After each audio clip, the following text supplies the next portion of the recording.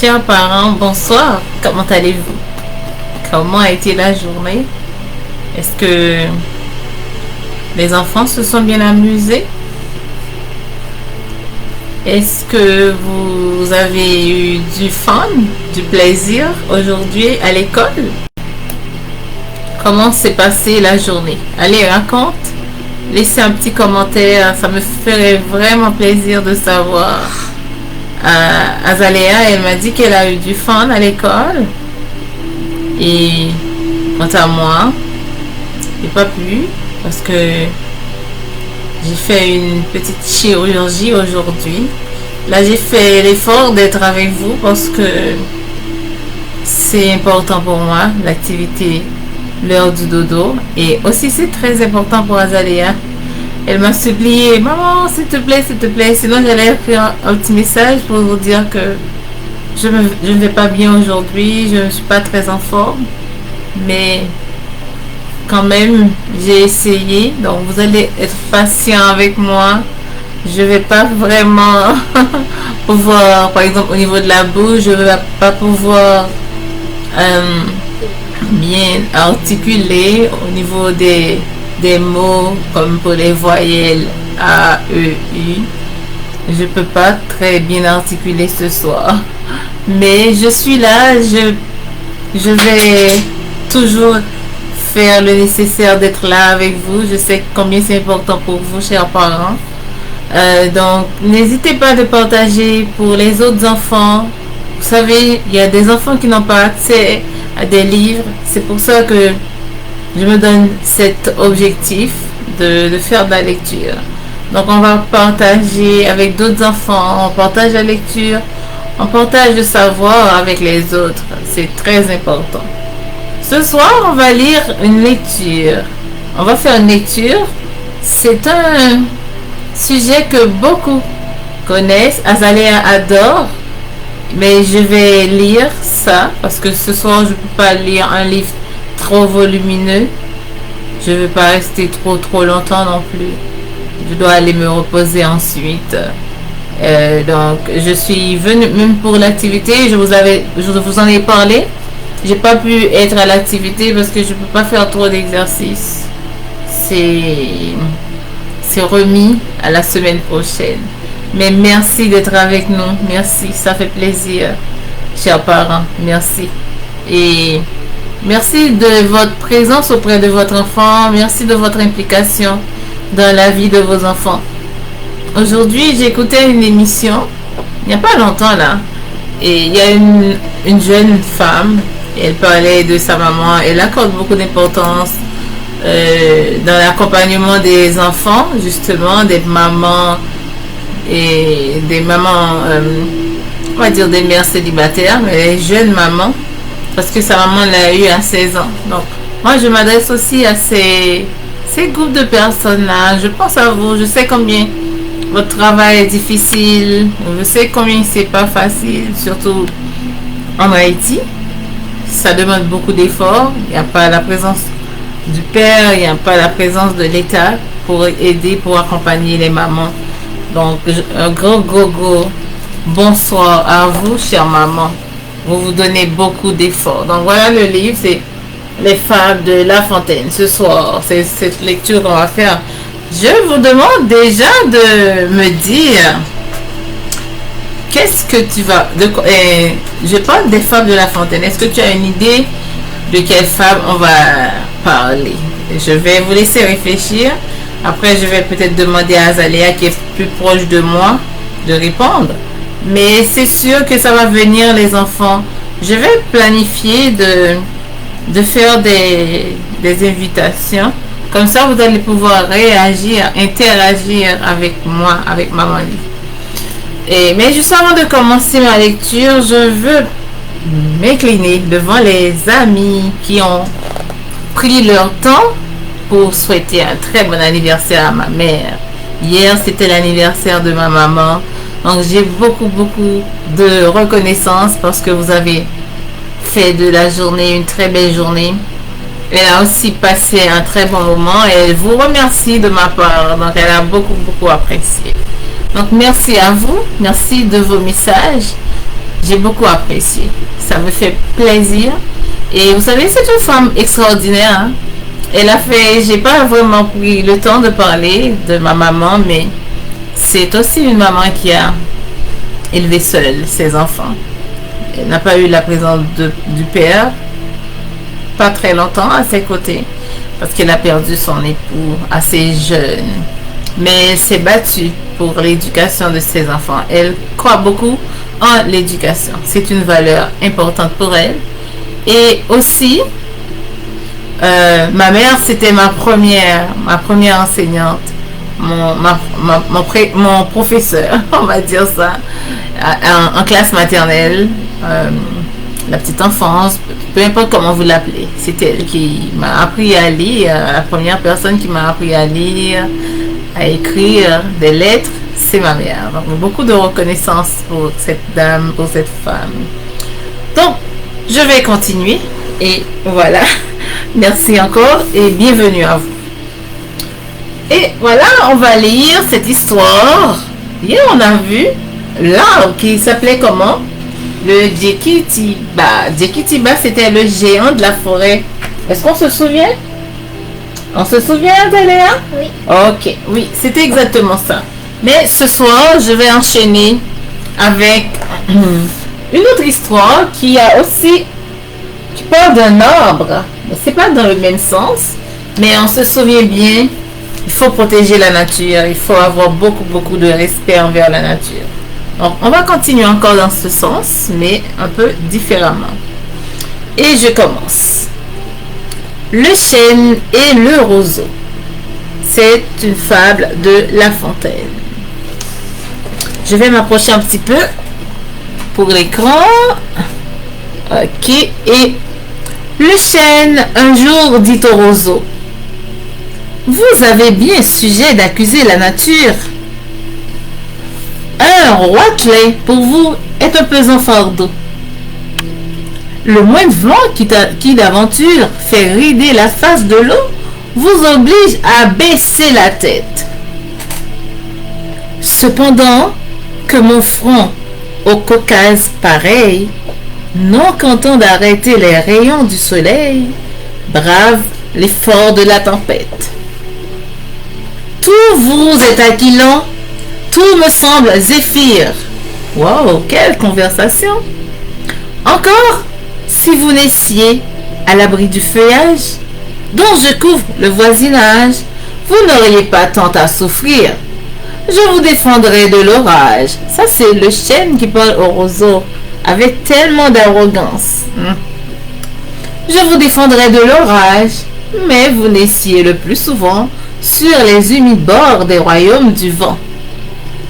Est-ce que la conversation est intéressante, les amis? Est-ce que le roseau, il va rester sans rien faire? Est-ce que le chêne est gentil envers le roseau? On va voir. La nature envers vous me semble bien injuste. Votre compassion, lui répondit l'arbuste. L'arbuste, on parle du roseau. Part d'un bon naturel, mais quittez ce souci. Les vents me sont moins qu'à vous redoutables. Je plie et me romps pas. Vous avez jusqu'ici, contre leurs coups épouvantables, résisté sans courber le dos. Mais attendons la fin.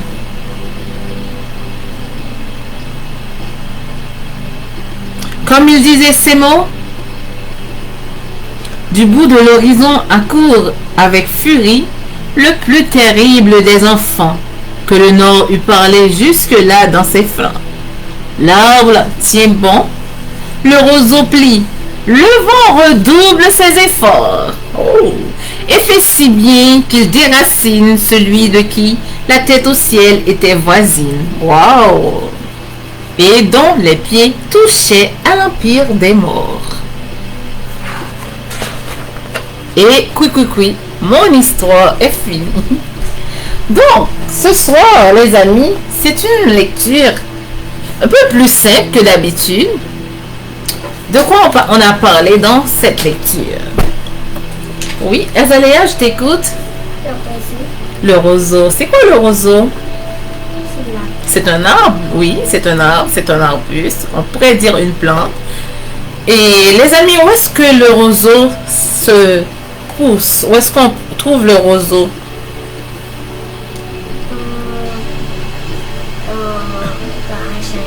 Oh oui, c'est un arbre qui pousse habituellement au bord de l'eau, dans les zones humides, tandis que le chêne, c'est un géant. Vous voyez ici l'image?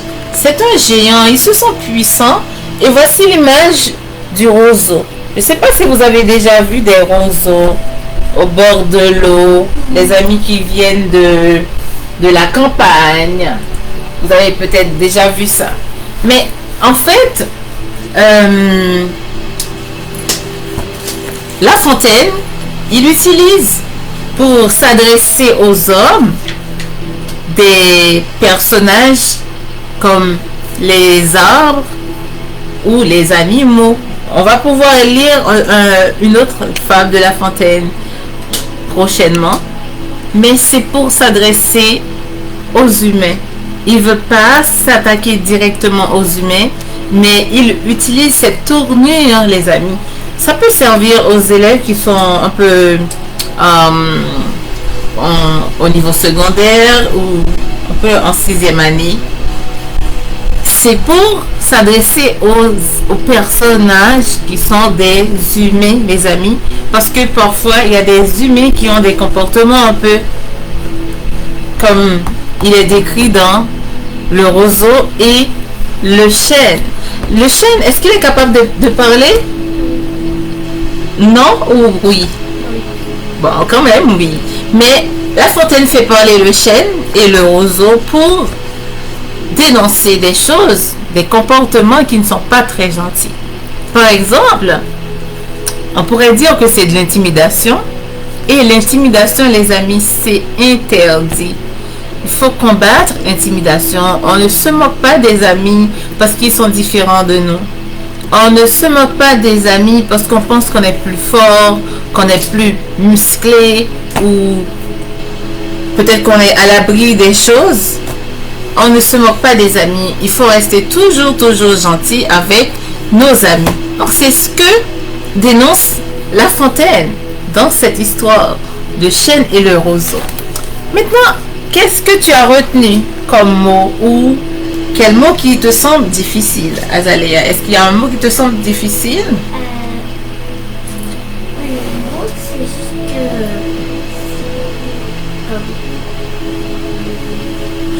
Oui, qu'est-ce que tu penses qui est difficile à comprendre dans l'histoire? Ok. L'arbre. Oui, l'arbre. Qu'est-ce qu'il a dit, l'arbre, à l'autre, à l'arbuste?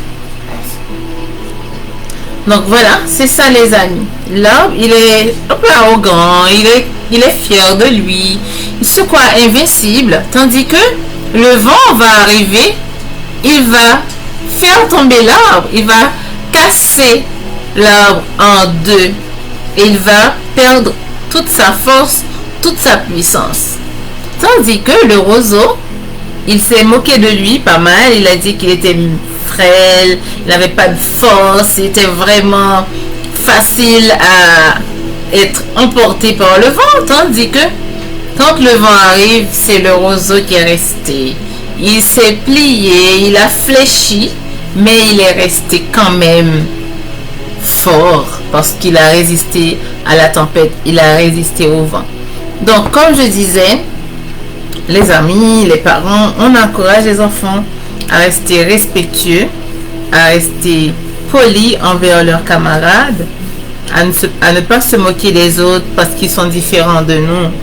Et aussi, tu dois savoir que chacun a sa force, chacun a sa faiblesse aussi. Mais le fait de pouvoir respecter ou travailler avec les autres, de pouvoir reconnaître la force de ton ami, le fait de pouvoir reconnaître la faiblesse de ton ami, ça te rend encore plus fort et que tu vas réussir à faire de grandes choses, de belles choses Parce qu'on va mettre nos forces ensemble, on va mettre nos faiblesses ensemble pour accomplir des choses extraordinaires. Donc voilà, et chers parents, je vous remercie de votre présence tous les jours à l'émission Maman Lit. Il y a des parents aussi qui n'ont pas toujours le temps et qui ne sont pas toujours disponibles à cette heure, mais qui vont regarder par la suite les vidéos. Je vous remercie. Sinon les amis, je te demande de faire un petit dessin demain. Tu peux ajouter, tu peux demander à papa ou à maman pour les enfants qui écoutent.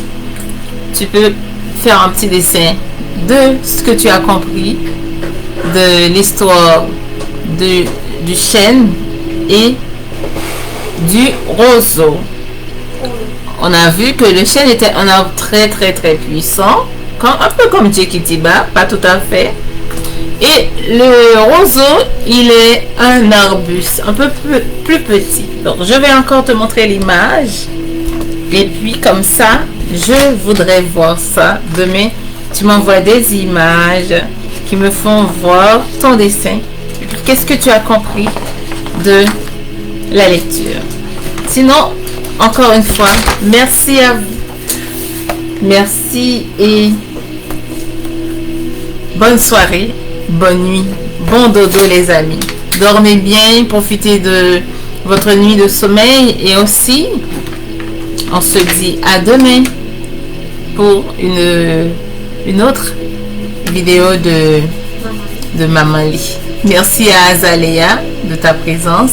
Azalea fait un très beau dessin. Et juste avant de partir, je vais montrer le dessin d'Azalea. Azalea est en train de colorier. Pendant que maman fait de la lecture, Azalea colorie. Donc les amis peuvent faire ça aussi en écoutant la lecture. Donc voilà. Encore une fois, bonne soirée. À la prochaine. Ciao, ciao. Ciao. Bisous. Bye bye. Bye bye. À demain.